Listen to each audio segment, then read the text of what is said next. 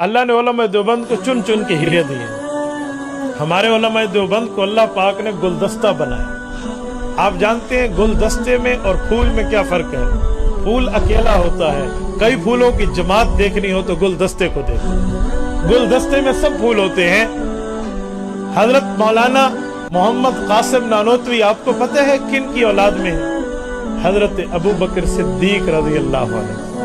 हजरत सिद्दीक अकबर वहाँ खुलफा में पहले, यहाँ उलमा देवबंद में हजरत नानोतवी पहले। ये उन्हीं की औलाद है। आप हजरत नानोतवी की सवाने हयात उठाएं। और फिर अल्लाह रब्बुल इज़्ज़त ने हजरत नानोतवी के बाद जिस शख्सियत से मैदान तशरीफ में सबसे बढ़ के काम लिया है उलमा देवबंद में, वो मौलाना हकीम उल उम्मत अशरफ अली थानवी है रहमतुल्लाह अलैह। ये हजरत उमर फारूक की औलाद है। हजरत थानवी फारूकी सिलसिले में, सिलसिला नसब हजरत थानवी का फारूकी है।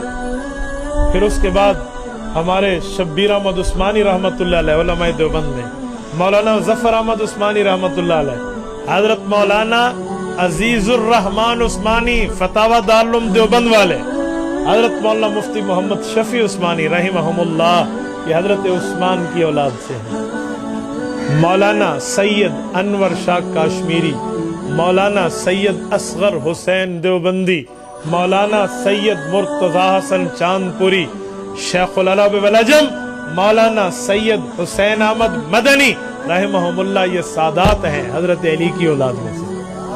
तो ये मुख्तलिफ फूल अल्लाह ने इस गुलदस्ते में जमा किए हैं।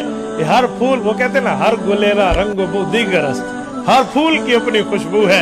आप चांदी और गुलाब को इकट्ठा रख के सूंघो, एक दूसरे से मिलती नहीं है, खुशबू अपनी अपनी देते हैं।